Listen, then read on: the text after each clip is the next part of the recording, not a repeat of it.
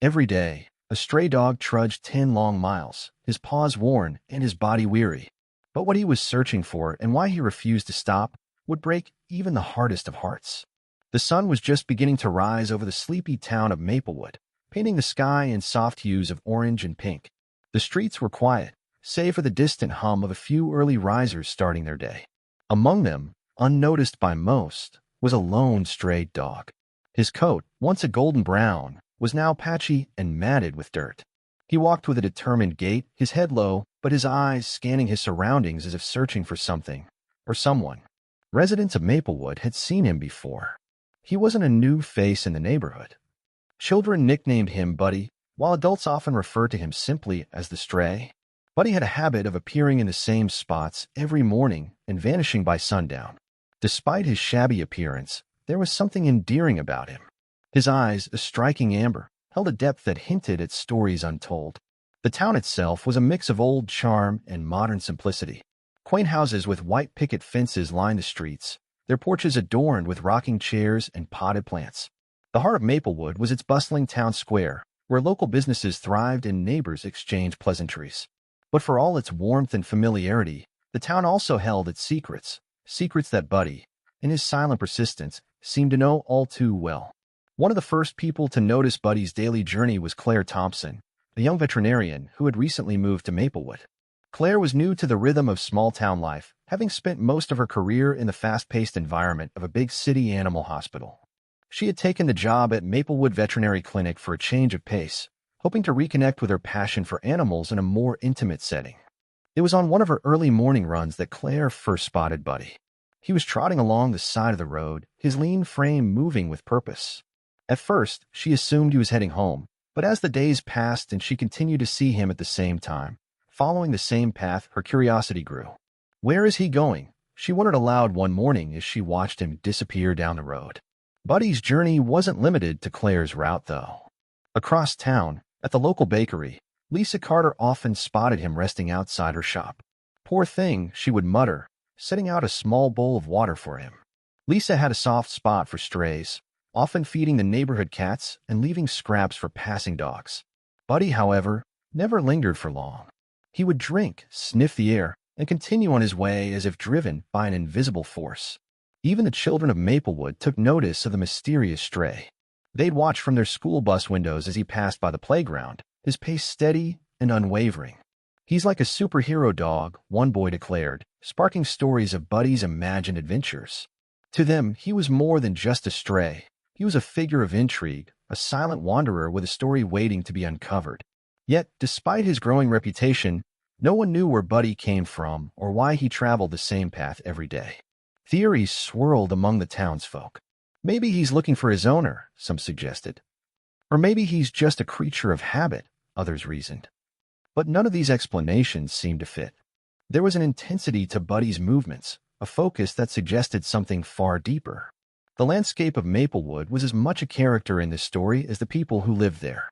Rolling hills framed the outskirts of town, leading to dense woods that seemed to stretch endlessly.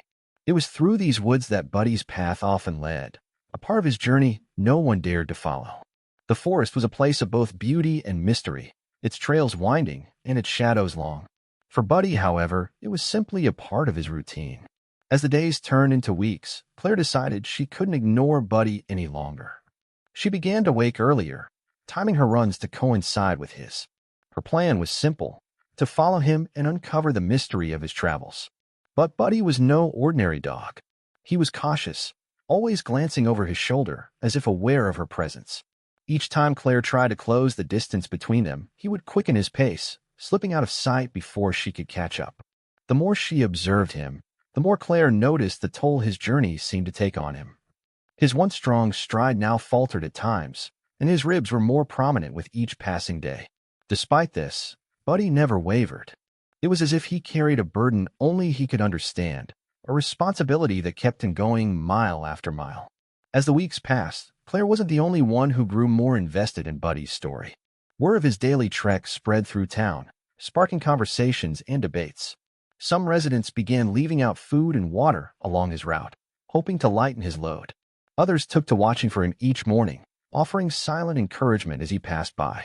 Buddy, however, remained indifferent to their gestures. He had a mission, and no amount of kindness or curiosity could deter him from it. For Buddy, the journey wasn't about survival, it was about something far more profound. And as Claire would soon discover, the answer lay at the end of his path, hidden in a place that would change everything. Claire's curiosity about the stray dog she had nicknamed Buddy grew stronger with each passing day. Despite her efforts to follow him discreetly, he always managed to evade her, slipping into the woods where his trail became impossible to follow. Buddy's daily journey began to feel less like a coincidence and more like a riddle, one Claire was determined to solve. But her attempts to intervene were met with resistance. Buddy wasn't just a stray. He was a dog with purpose, and that purpose remained hidden, shrouded in mystery. The townspeople of Maplewood continued to speculate about Buddy's behavior. Lisa at the bakery mentioned to Claire that she'd seen the dog stop by almost every morning for a drink of water. "But he never stays," Lisa said with a shake of her head. "It's like he's on a schedule. He has somewhere to be." Claire couldn't shake the feeling that Lisa was right. Buddy's unwavering routine suggested that his journey wasn't random. It was deliberate. One day, Claire decided to try a different approach. Instead of following Buddy directly, she drove to a spot along his route and waited for him to pass. She parked her car near the edge of the woods, her heart pounding as she crouched behind a tree. Sure enough, Buddy appeared, his lean frame moving with the same steady determination she had come to recognize. This time, she stayed at a safe distance, careful not to spook him. As Buddy entered the forest, Claire followed, stepping lightly to avoid making noise. The woods were dense and quiet, the only sounds the rustling of leaves and the occasional chirp of a bird. Claire's pulse quickened as she trailed Buddy deeper into the forest. He moved with such focus that she began to wonder if he even realized she was there. But just as she thought she was making progress, Buddy stopped abruptly. He turned his head slightly, his amber eyes scanning the trees. Claire froze, holding her breath. For a moment, their eyes met, and she felt a pang of guilt for intruding on what clearly felt like a private ritual. Buddy didn't linger. He resumed his walk, disappearing into a thicket of bushes. Claire hesitated, debating whether to continue. Her instincts told her that Buddy's journey was personal, and she wasn't sure if she had the right to interfere. But her desire to understand outweighed her hesitation. She pushed through the bushes, only to find that Buddy had vanished again, as if the forest itself had swallowed him whole. Frustrated but undeterred, Claire began asking around town, hoping to learn more about Buddy's history. She spoke with an elderly man named Mr. Harris, who had lived in Maplewood his entire life. "That dog," Mr. Harris said, scratching his chin. "He's been around for years. I remember seeing him with an old man who used to live on the outskirts of town. The man passed away a while back, and the dog just kept going. Like he's waiting for him to come back." Claire felt a lump form in her throat. Could it be that Buddy was still mourning his owner? The idea tugged at her heart, but it didn't explain his daily journey.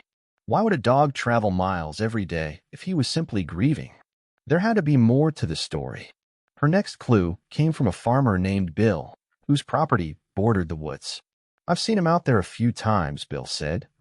He heads toward the old cabin. No one's lived there for years, but it's still standing. Maybe he's looking for something, or someone. An abandoned cabin deep in the woods? Claire's curiosity was piqued. She decided to investigate, but this time she would come prepared. Early the next morning, she packed a small backpack with essentials, water, snacks, and a first aid kit, just in case. She parked near the edge of the woods and waited for Buddy to appear. When he finally emerged, Claire followed at a distance, her heart pounding with anticipation. As they ventured deeper into the forest, the air grew cooler, the trees casting long shadows that danced in the morning light. After what felt like an eternity, Claire spotted the cabin. It was small and weathered, its wooden walls covered in moss. Buddy approached the cabin cautiously, his ears perked and his nose twitching. Claire hung back, watching as Buddy circled the cabin. He sniffed the ground, his tail wagging slightly as if he had found something familiar. Claire's chest tightened. What was he looking for? She stepped closer, her foot crunching on a twig. Buddy's head snapped up, and he locked eyes with her again. This time he didn't run. Instead, he let out a soft whine and turned back toward the cabin, as if inviting her to follow. Claire's breath caught in her throat as she stepped forward. Whatever lay inside that cabin, It was clear that Buddy had been drawn to it for a reason. The answers she had been seeking were within reach, but as she approached the door, she couldn't shake the feeling that she was about to uncover something far more profound than she had anticipated. Claire stood frozen at the threshold of the old cabin, the decaying wooden door slightly ajar. The morning sunlight barely penetrated the thick canopy of trees, casting long shadows over the crumbling structure. Buddy, the stray dog she had been following for weeks, stood beside her, his amber eyes fixed on the door. His ears twitched, and a soft whimper escaped him. It was as if he, too, understood the weight of what lay inside. Taking a deep breath, Claire pushed the door open.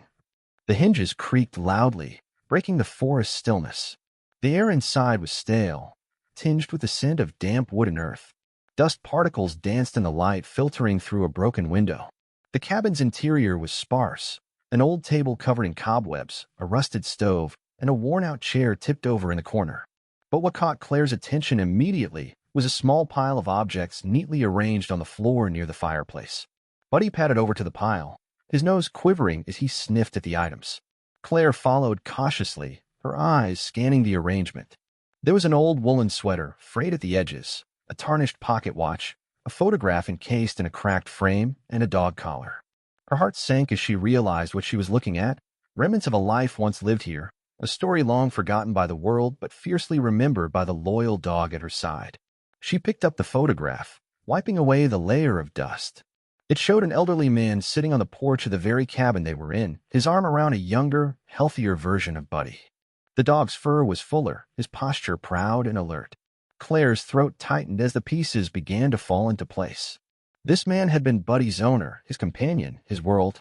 And now, years later, Buddy still made this journey every day, as if paying tribute to the bond they had shared. Claire's eyes welled up with tears as she looked at the collar. The name Max was engraved on the brass tag, along with a phone number that had likely long been disconnected. She whispered the name softly, and Buddy's ears perked up. He wagged his tail faintly, his gaze shifting between her and the photograph. It was clear that Buddy Max recognized his name, a fragment of a past he refused to let go of. As Claire pieced together the story, the sound broke the quiet, a faint rustling from outside. She froze, her heart racing. Buddy's ears twitched, and he let out a low growl, positioning himself protectively in front of her. The rustling grew louder, accompanied by the unmistakable crunch of footsteps on fallen leaves. Claire's mind raced. Who could possibly be out here in the middle of nowhere? The door creaked open further, and an older man stepped into view. His clothes were worn, his face weathered, and his eyes heavy with sorrow. He froze when he saw Claire and Buddy, his expression shifting from surprise to something Claire couldn't quite place. Was it hope? Recognition? Max, he whispered, his voice trembling. Buddy's reaction was immediate. His tail wagged furiously, and he barked a joyful, almost disbelieving sound. He bounded toward the man, who dropped to his knees, opening his arms to embrace the dog. "Max, you're here," the man said, his voice breaking as he buried his face in Buddy's fur. Claire stood back, her own emotions swirling as she witnessed the reunion. It was like watching a miracle unfold, a bond that had defied time, distance, and loss. The man, whose name Claire later learned was Henry, explained his side of the story. Years ago, he had lived in the cabin with Max, his only companion after the loss of his wife. But when Henry's health began to decline, his family insisted he move closer to town.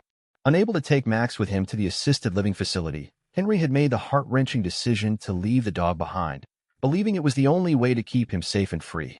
He had tried to visit occasionally, but as his health worsened, the visit stopped. He had assumed Max had moved on, perhaps taken in by another family, or worse. "I never imagined he'd still be coming back here," Henry said, his voice thick with emotion. "All this time, I thought I'd lost him forever." Claire listened intently, her heart breaking and swelling at the same time. She told Henry about her own encounters with Buddy Max and how the dog's daily journey had led her to this moment. Henry's gratitude was palpable, his eyes glistening with unshed tears as he thanked her for caring about Max when no one else had. As the three of them sat together in the cabin, the weight of their shared experience settled over them. It was a moment of profound connection, a testament to the enduring power of love and loyalty. Buddy lay at Henry's feet, his tail wagging contentedly as if he knew his mission was finally complete. For the first time in years, he was home, not just in the physical sense, but in a way that truly mattered. The reunion in the cabin felt like a miracle, a moment so profound that time seemed to pause. Henry sat on the creaking wooden floor, stroking Max's fur with trembling hands, as though afraid this was all a dream that could vanish at any second. Max, for his part, didn't leave Henry's side. His amber eyes shone with relief, his tail wagging steadily as if to say, "I've waited for this moment forever." Claire watched the scene unfold, standing near the doorway. Her heart felt heavy yet light at the same time, weighed down by the emotion of it all, but uplifted by the beauty of the connection she had witnessed. As the sun shifted higher into the sky, spilling golden light through the broken cabin windows, Henry began to explain the pieces of the story Claire hadn't yet uncovered. He spoke about how Max had been more than just a pet to him. He had been a lifeline, a source of companionship and comfort during his loneliest days in the woods. When Henry's wife passed away, it was Max who kept him going, who made the isolation of the cabin bearable. "He gave me a reason to get up every morning," Henry said, his voice cracking. "We were each other's whole world." Claire couldn't hold back her tears. She had always loved animals, always believed in their capacity for unconditional love, but seeing this bond firsthand was something else entirely. "He never gave up on you," she said softly, kneeling beside Henry and Max. "Every day, he walked all that way, hoping to find you again." Henry's face crumpled at her words. He buried his head in his hands, overcome by guilt. "I never meant to leave him," he whispered. "I thought I was doing the right thing. I thought he'd be better off here, free to roam the woods like he loved to do. But I should have found a way to bring him with me." His voice broke, and Claire could see the weight of years of regret in his eyes. Max nudged Henry's hand with his nose, as if to reassure him. The dog's loyalty and forgiveness were clear, and Claire marveled at how animals had the ability to love so purely, without holding on to anger or resentment. "He doesn't blame you," she said gently. "If anything, he's been carrying your memory with him, waiting for this moment."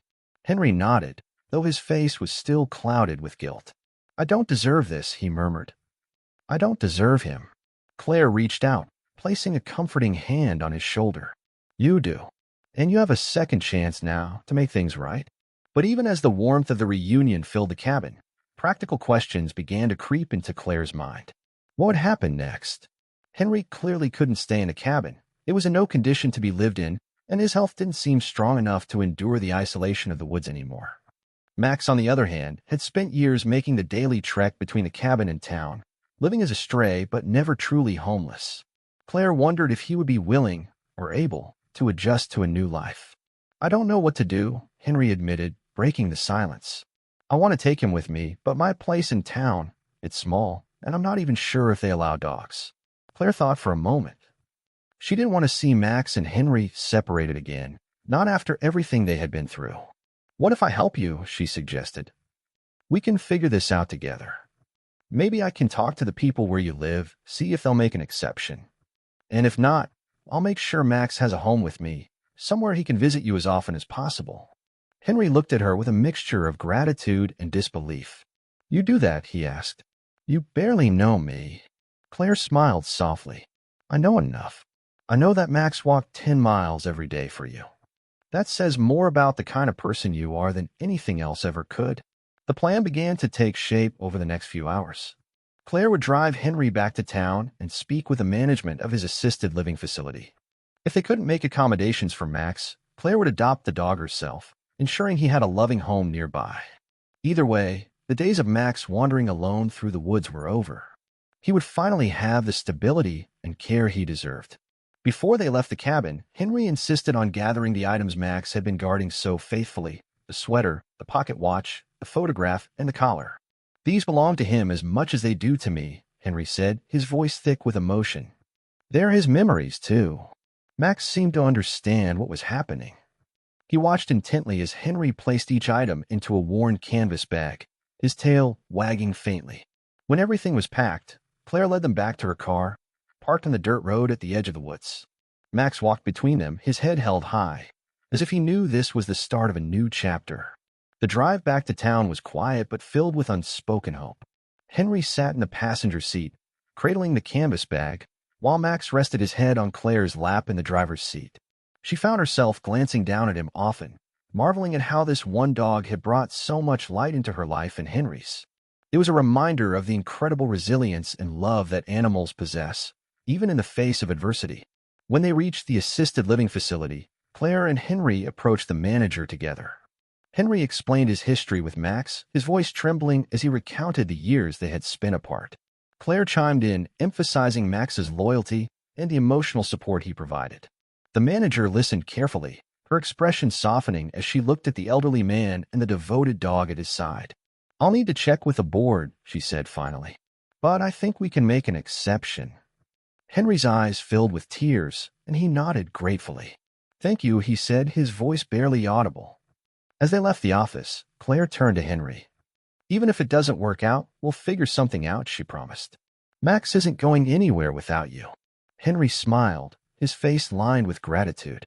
"You're a good person, Claire. I don't know how I'll ever repay you." "You don't have to," she replied. "Max has already repaid me in full." For the first time in years, Henry and Max had hope. And as Claire watched them together, she realized that they weren't just rebuilding a bond. They were creating a future where love and loyalty could thrive, no matter the obstacles. The next few weeks were supposed to be the start of a happy ending for Henry and Max, but life, as always, had other plans. Just when everything seemed to be falling into place, an unforeseen challenge threatened to unravel the progress they had made. Max had been adjusting remarkably well to his new routine. The assisted living facility had agreed to let him stay under the condition that Henry took full responsibility for his care and ensured Max didn't disturb other residents. Claire had even helped set up a cozy corner in Henry's room with a soft bed, toys, and Max's treasured keepsakes from the cabin. For the first time in years, Henry and Max seemed truly at peace, sharing quiet mornings and long walks in the facility's garden. But one morning, during their usual walk, Max suddenly froze in the middle of the garden path. His ears perked up, his tail stiffened, and his nose twitched as if he had caught an unfamiliar scent. Henry, holding the leash, tried to coax him forward, but Max wouldn't budge. Instead, he began to growl, a low, rumbling sound that Henry hadn't heard from him in years. "What is it, boy?" Henry asked, his voice filled with concern. Before he could react, Max bolted toward the edge of the garden, dragging Henry along. Startled, Henry tried to tighten his grip on the leash, but his strength wasn't what it used to be. Max pulled him all the way to the fence, barking furiously at something, or someone, just out of sight. Claire, who had been visiting that morning, ran over to help. She managed to calm Max down and guide him back inside, but the incident left both her and Henry shaken. "I've never seen him act like that," Claire said, watching Max pace restlessly near the door. Henry nodded, his expression troubled. "He's always been protective, but this felt different. Like he was afraid of something." They decided it was an isolated incident, perhaps triggered by a stray animal or an unfamiliar smell. But over the next few days, Max's behavior grew increasingly erratic. He began barking at odd hours, staring intently out the window as if he were expecting someone to appear. He even stopped eating properly, a worrying sign that something was deeply wrong. Henry was distraught. "I don't understand," he confided in Claire. "He was so happy here. What's changed?" Claire decided to investigate.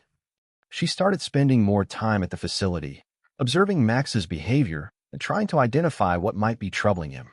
It wasn't long before she noticed something unusual, a man who seemed to linger near the facility's entrance during her visits.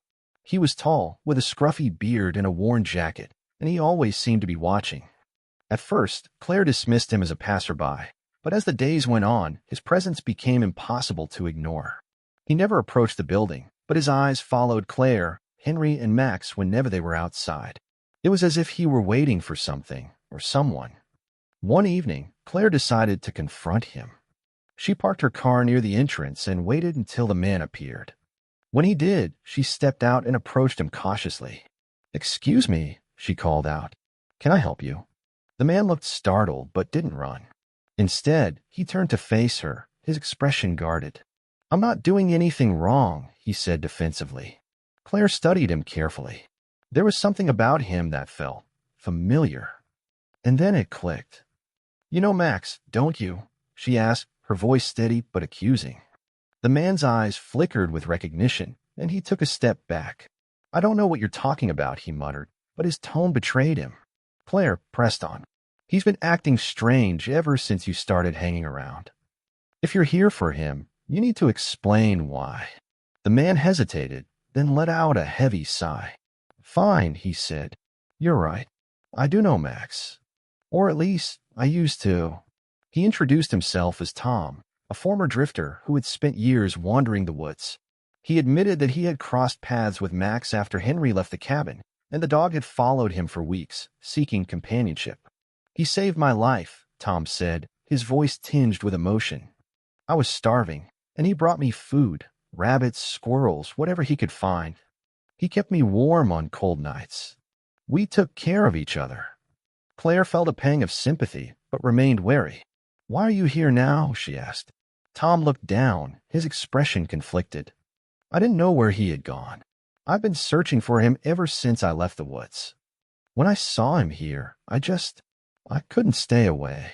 Claire relayed the encounter to Henry later that evening. Henry listened in stunned silence, his hand resting on Max's head. I had no idea, he murmured. All this time, I thought he was alone out there. The revelation brought mixed emotions.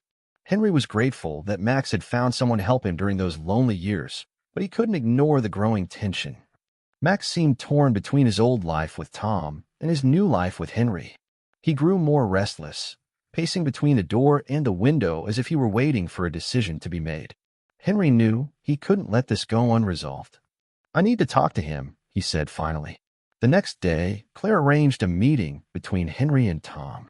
They sat on a bench in the garden, Max lying between them. For a while, neither man spoke. Then Tom broke the silence. I didn't mean to cause trouble, he said. I needed to see him again. Henry nodded slowly. I understand, and I'm grateful for what you did for him. But he's my family. I've missed so many years with him already. I can't lose him again. Tom looked down, his expression pained. I don't want to take him away from you. I wanted to say goodbye. The conversation was raw and emotional, but it ended with an unspoken agreement. Tom promised to stay away, allowing Max and Henry to rebuild their bond without interference. As he walked away for the last time, Max watched him go, his ears drooping slightly, but his tail wagging as he turned back to Henry. The conflict had resurfaced old wounds, but also brought closure. For the first time, Henry felt like he truly understood Max's journey and his own. Together, they could finally begin to heal. The tension of the past few days began to dissipate as Henry, Max, and Claire worked together to move forward after Tom's emotional departure. The resolution wasn't immediate, but was a process marked by healing, understanding, and an unshakable bond between man and dog. Henry, sitting on his favorite garden bench, looked down at Max, who rested at his feet. The old dog seemed calmer now, his restlessness fading with each passing day. It was as though Max understood that his old chapter with Tom had officially closed, and he was ready to embrace the life he had with Henry. But there was still the matter of rebuilding the trust and stability that had been shaken during those uncertain weeks. Max had spent years in survival mode, adapting to life in the wild and relying on instinct and resourcefulness. While he was loyal to Henry, he also carried the scars of his time in the wilderness and his brief connection with Tom. Henry realized that for Max to truly settle into his new life, he needed more than just love. He needed structure and reassurance. Inspired by his own journey of resilience, Henry decided to create a daily routine for Max. Each morning, they would take a long walk around the assisted living facilities garden, followed by breakfast together.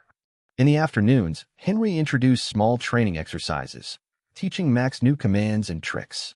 These activities not only kept Max mentally stimulated, but also reinforced the bond between them. Claire noticed the difference almost immediately.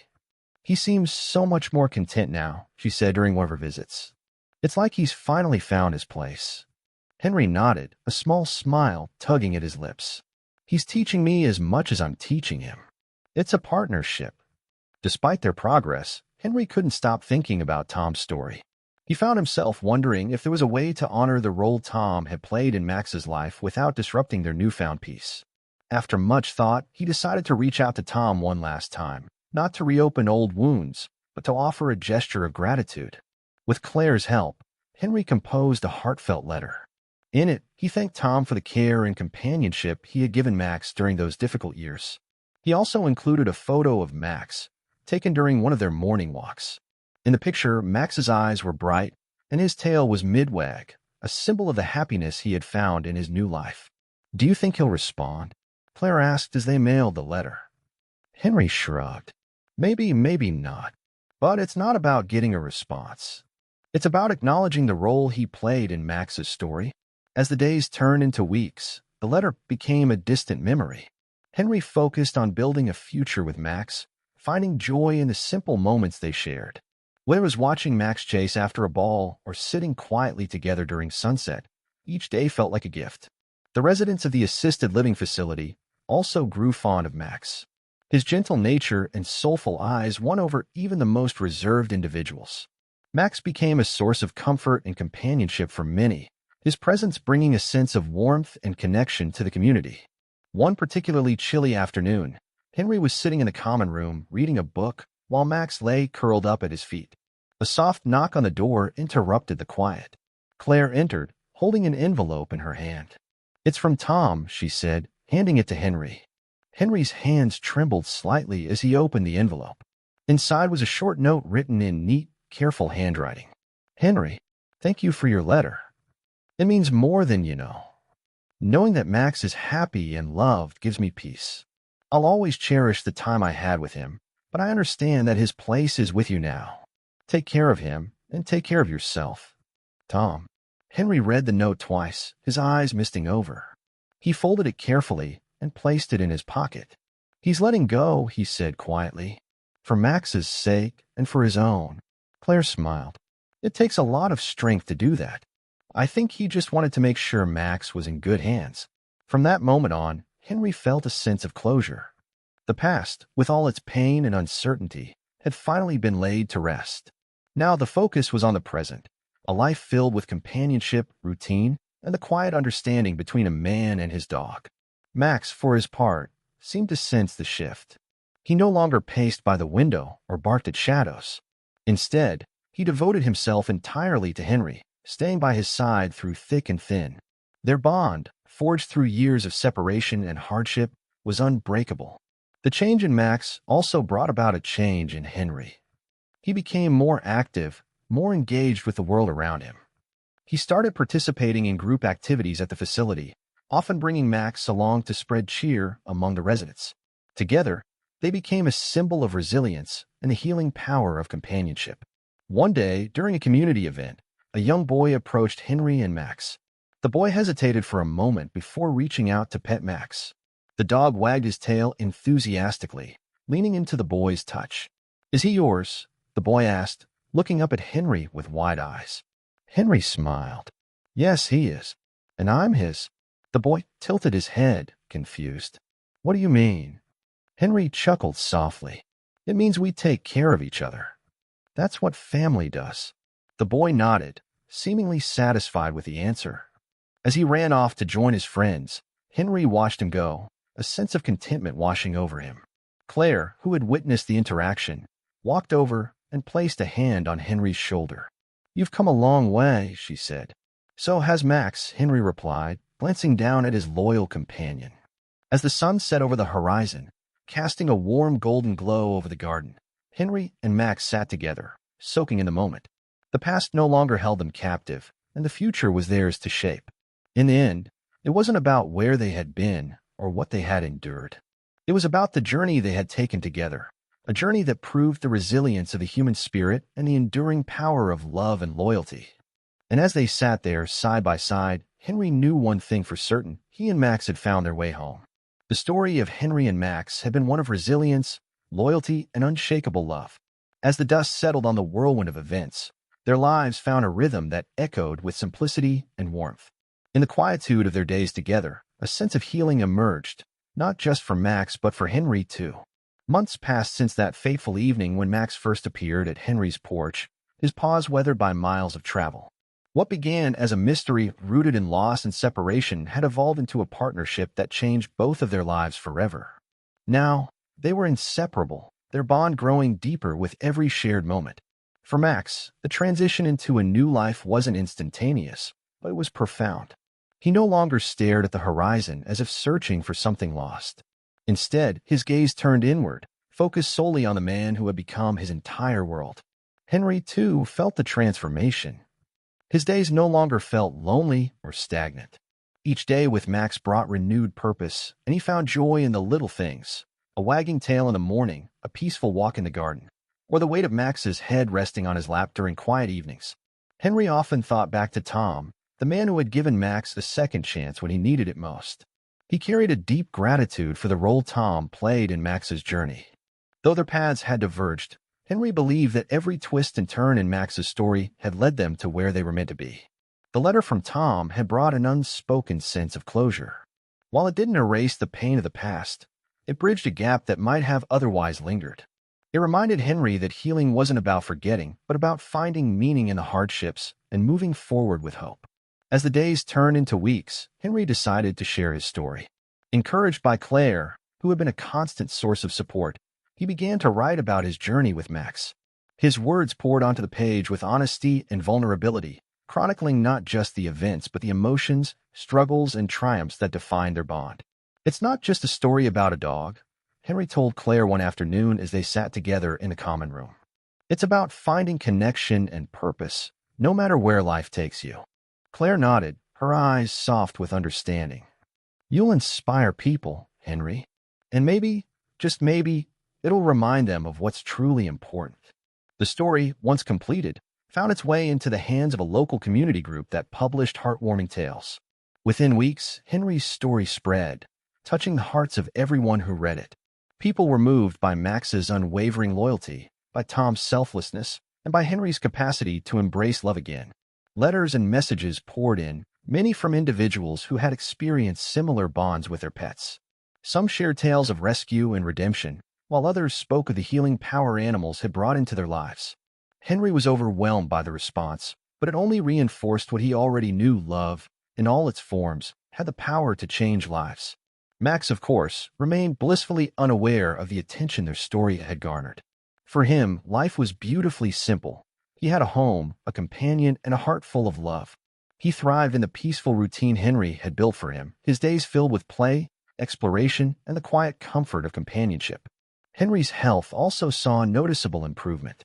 The once weary man now carried a lightness in his step and a twinkle in his eye. He credited Max with much of this transformation, though Claire often reminded him that his own resilience and openness to change had played a big role as well. One sunny afternoon, the assisted living facility hosted a community event to celebrate the bond between humans and animals. Residents, staff, and visitors gathered in the garden, sharing stories and memories of the pets that had touched their lives. Henry and Max were the guests of honor, their story the centerpiece of the event. As Henry spoke to the crowd, Max sat dutifully by his side, his tail wagging softly. Henry's voice carried a blend of humility and emotion as he recounted the journey that had brought them together. He spoke of the challenges they'd faced, the lessons they'd learned, and the joy they'd found in each other's company. "We think we rescue them," Henry said, his voice cracking slightly. "But the truth is, they rescue us in ways we can't even begin to understand." The audience erupted into applause, many wiping away tears. Max, ever the humble star, simply wagged his tail a little faster, leaning against Henry's leg as if to say, "We did good." The event marked a turning point for Henry. For the first time in years, he felt not only connected to those around him, but also a sense of pride in the life he'd built. Max had brought him more than companionship, he brought him a sense of belonging. As the sun dipped below the horizon that evening, Henry and Max retreated to their favorite spot in the garden. The air was cool, and the first stars began to twinkle above. Henry leaned back in his chair, his hand resting gently on Max's head. "You know," he said softly, as if Max could understand every word, "I think you saved me as much as I saved you." Max responded with a soft nuzzle, his eyes closing in contentment. For those who knew their story, Henry and Max became a symbol of hope, a reminder that even in the darkest times, connection and love could light the way forward. Their bond, born out of hardship, had grown into something unbreakable, proving that the simplest acts of kindness could ripple outward in ways no one could predict. As Henry reflected on the journey that had brought them here, he felt nothing but gratitude. For Tom, for Claire, for the community that had embraced them, and most of all, for Max, the stray dog who had walked 10 miles every day to find his way home. If you've ever experienced the incredible bond between a human and an animal, we'd love to hear your story in the comments below. Don't forget to like this video, subscribe to our channel, and hit the notification bell so you never